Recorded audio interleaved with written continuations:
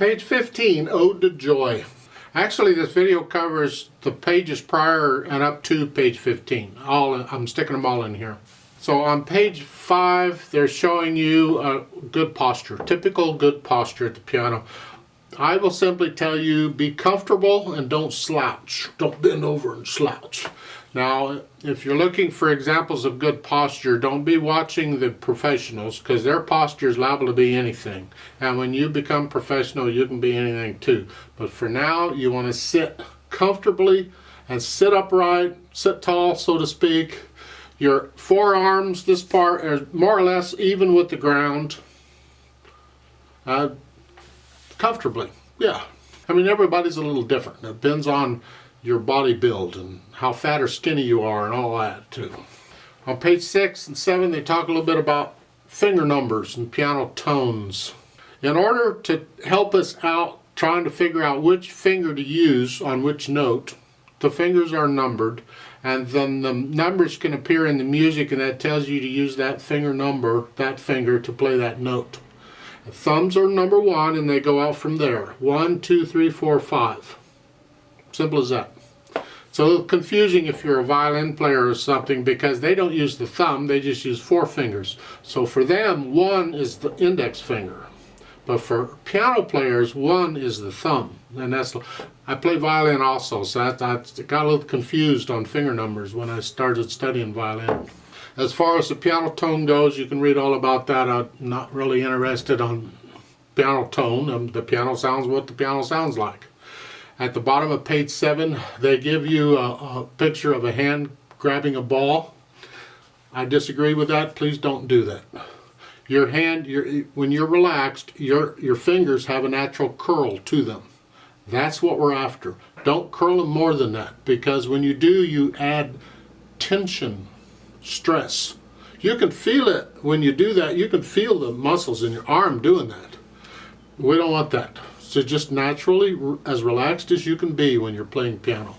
On page 8 and 9, they talk a little about the keyboard. I mean, the keyboard is laid out very nicely. It comes in handy when studying music theory, because you can see relationships between different notes. You're going to need to know the names of all the notes on the keys, but there's only 7 of them because they repeat. So you look at the black keys, you see them in groups of 3 and 2 that repeat. Here a 2 and a 3 and a 2 and a 3. Well, if you take a group of 2 and 3 and you take the white keys around them, that's 7 keys, and that's all really that's all you got to learn and memorize, because they repeat. The names repeat. So this 7 keys are the same as these 7 keys as far as the names of the keys go. And these. So there's only 7 of them. That's the first 7 letters of the alphabet. Big deal. Now when we talk about going up or down the piano, we're talking about the pitch.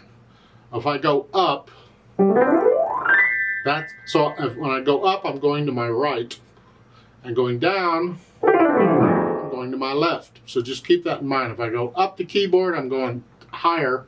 If I go down the keyboard, I'm going lower, is all. On page 11, they give you the names of the 7 notes we got to learn.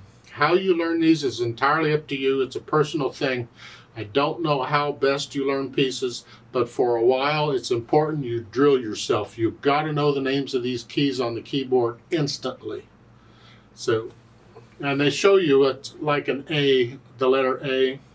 Well, you take a group of 3, and in the middle, there's 2 middle keys to it. You have a lower middle and an upper middle, and the A is the upper middle. So you just find all the A's, and play all the A's, and have fun. That's an A, and it just goes up the alphabet. A, B, C, D, E, F, G, and then it starts over with A again. But you don't have time to calculate them. You don't have time to figure them out. So I can't, I need a D. Where's D? Well, I don't have time to go A, B, C, D. I need to know instantly that D is in the middle of a group of 2. So that's your assignment, should you choose to accept it. Find a way and memorize the names of the keys on the keyboard as quickly as you can. Now, some people will take stickers and they'll put the name of this key. Whatever it takes to help you out, I don't care. Those are crutches. They might work to get you started, but eventually you got to know the names instantly just by looking at the keys, not by reading a sticker. So you're still going to need to know the names of the keys. And even if you put stickers on there, don't stop studying, memorizing the names of the keys on the keyboard. On page 12, they talk a little bit about right hand position. This book presents the music for the right hand first and then the left hand. Okay, if that's how they want to do it. They say a right hand C position. Well, first you got to know where the C is on the keyboard. And the C is at the bottom of group of 2. Here, C, C, C, C, C. Lots of C's. So C position is where you take your hand, 5 fingers, and you put them on 5 keys next to each other. And C is the bottom key, or the lowest key. So it's called C position. There's a lot of C positions on the piano. If I did it with the left hand, it's the same thing, except now it's the little finger is the bottom finger. The little finger is going to be on C. Still C position. I can do it with both hands. I'm good. Hey, that's C position. Lots of C positions. Okay, really complicated, huh? Then on page 12, they introduce you to the treble staff. Well, I got a little problem with that. I got problems with a lot of things they do in these method books. They're mixing things up. A staff is the group of 5 lines. That's a staff. Almost all instruments use at least 1 staff. Some use 2 or 3 staves. If you look at an orchestra score, a conductor's score, it's got lots of staves in it. It's cool. The treble is actually referring to a treble clef or a G clef. If you look at the bottom of page 13, where the lines of music are, at the beginning of them, it has this curly thingamajigger, this weird looking thing. That's called a treble clef or a G clef. And when you put a staff and that G clef together, that's what they're calling the treble staff. It's really 2 different things. Now on page 13 in the middle, they're showing you the names of the notes in the music for the treble clef, the staff with a treble clef on it, and the keys on the piano. Because on a piano, let's go back to C. There's a lot of C's on a piano. But when you look in the music and you look at that first C that's on a line beneath the staff, there's only 1 key on the piano that corresponds or goes to that note in the music. Only one of these C's will work. And that is the C right in front of you. As you're sitting at the piano in the middle, there's a C right in front of you, closest to it. That's it. So when you see that note in the music and the treble clef on a staff, you play this note. They correspond to each other. And then it goes the other, it goes up the alphabet. C, D, E, F, G. Well, if you know the names of the keys on the piano, that's fine. C, D, E, F, G. Now you got to memorize the names of the notes in the music. Isn't this just getting better and better? And there's a lot of notes in the music. So let's just take this slow and easy. Let's work on these 5 notes and get these 5 notes down first. So we're dealing with, you see the C, D, E, F, G in the music. You're starting with a note, a ledger line below the ledge. It's a ledger line below the staff, that's C. And then the space below the bottom line is a D. And then the bottom line is an E, then an F, and then a G. That G, by the way, corresponds to the G clef. I told you the treble clef is also known as a G clef. And it's known as a G clef because technically it points out where the note G is on the staff, because it could be anywhere. And the G appears right in the middle of that bottom circle. That's in the sign, there's a bottom circle there. And there's a line goes right through the middle of it, and that is the note G. And that's what they're doing here. Is you'll see that's next to the bottom line, goes right through the middle of that. That's where.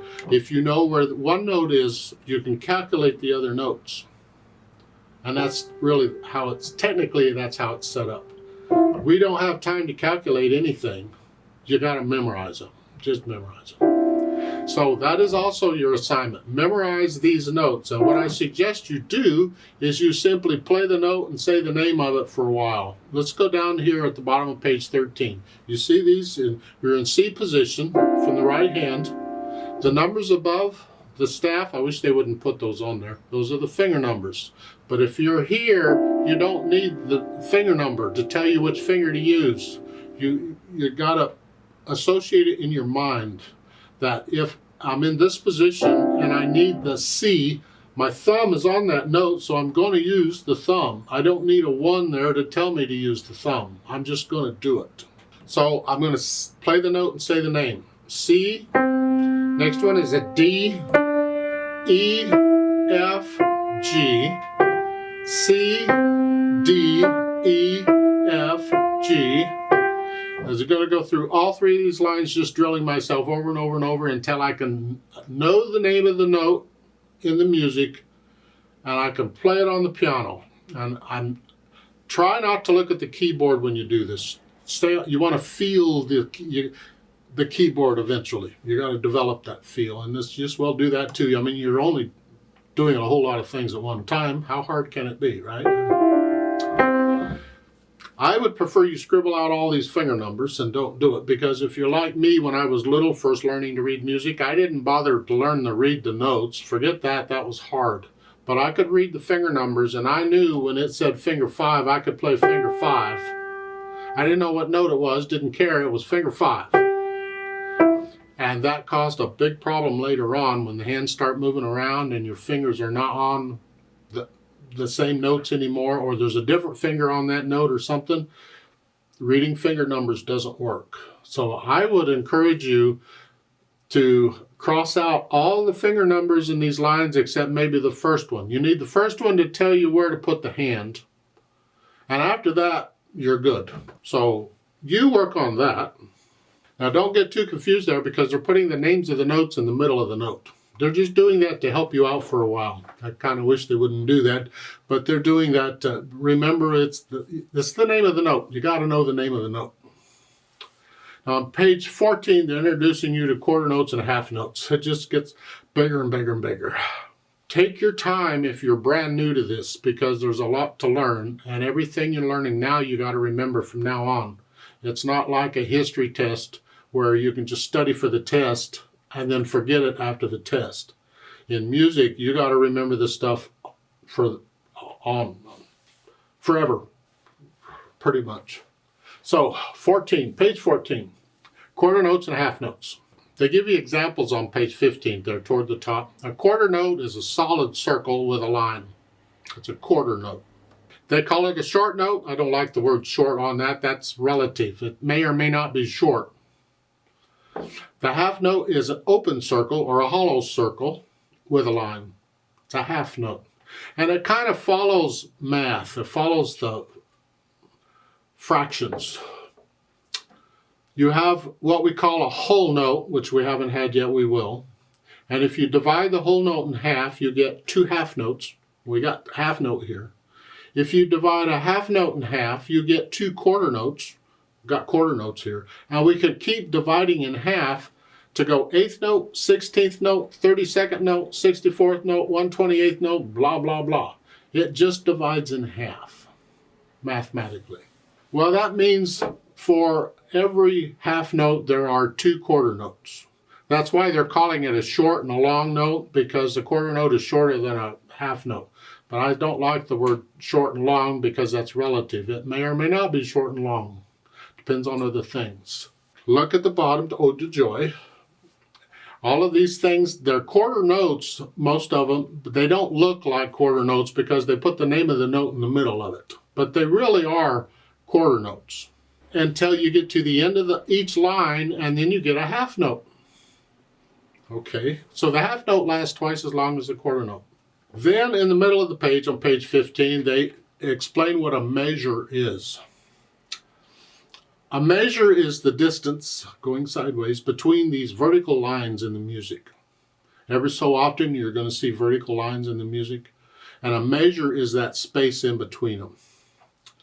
It's also known as a bar. A measure or a bar, same difference. Depends on what country you're from. I think in England they call them bars. In USA they call them measures. In other countries they might call them something else. I don't know. But these vertical lines then are called bar lines or measure lines. They could be called either one. I typically call them bar lines because I'm lazy and it's easier to say bar than it is measure. I might also call these measures bars. So you watch out, just know in the videos I'm liable to call them either one. And these are important here because it helps us get the rhythm. The rhythm is the long, short patterns in the notes. Just to keep it simple, we're going to count 1, 2, 3, and we're going to count up to the end of a measure, and then we're going to start over counting. So each measure starts a new count.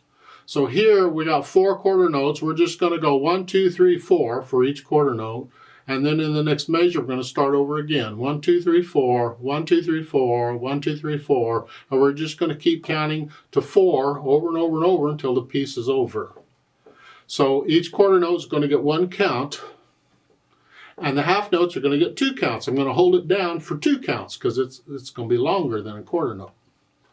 So on the Ode to Joy, you put third finger on the E, and first go through and drill yourself on the names of the notes. Forget counting or anything. Just say, play it and say it. E, E, F, G, G, F, E, D, C, C, D, E. Just over and over, whatever it takes. Just say it, the names of the notes. Just drill it in until it's automatic. Where you know the bottom line on a treble clef is an E. You know it instantly. You don't have to think about it. Now they gave you, again, the finger numbers at the top of the page. I really wish they wouldn't do that. You need the first finger number to tell you where to put your hand. If I put my third finger on that E here, and that E, by the way, is right above the C, then I put my hand on the notes around it. That's where the hand goes. I'm in C position. I don't need all these other finger numbers. I would encourage you to take a pencil and scribble through those. You don't need them. You need the first one and that's it. Because you need to be reading the notes, not the finger numbers. And you just play this. I mean, when you can play the notes okay, and you got the notes okay, and you're comfortable with them, then we go back and we count it. We play it and count it. 1, 2, 3, 4, 1, 2, 3, 4. 1, 2, 3, 4. See, now I'm not only thinking about the notes and the music and the names of the notes and the music. Now I'm thinking about the finger numbers and which finger number is playing that name of the note and music. Plus, now I'm adding counting on top of that. It just gets better and better. And you're thinking, now wait a minute, I can't focus on all this stuff at the same time. And if you're like me, no, you can't. I can focus on one thing at a time and that's it. So when we learn a piece of music, we take it in a process. There's a procedure, a stepped procedure we use to learn a piece of music. I teach this in these videos. It's the same process throughout all the videos. It's a process that I use. Everybody has their own process, so you'll develop your own. You'll alter or change how I do it to suit you or whatever. That's fine. Right now, we'll do it my way because we're just learning here. And what I do first, when I've looked it over, I see this piece is 2 lines long. A line is the full, in this case, it's just one staff, so it's a line. So there's two lines, and I see there's quarter notes and half notes in it, okay. And we're starting here. I know the names of the notes, so I don't need to drill myself on that, we're okay. And I can play the notes without worrying about the counting. I can play the notes. I can play the notes at some speed. I went real quick. You don't have to go that fast. And then once I can do that, then I put in the counting. So I'm thinking about this one thing at a time. So by the time I get to the counting, I'm not worried about finger numbers. I'm not worried about the names of the notes anymore. I know what they are. Now I'm focused on counting.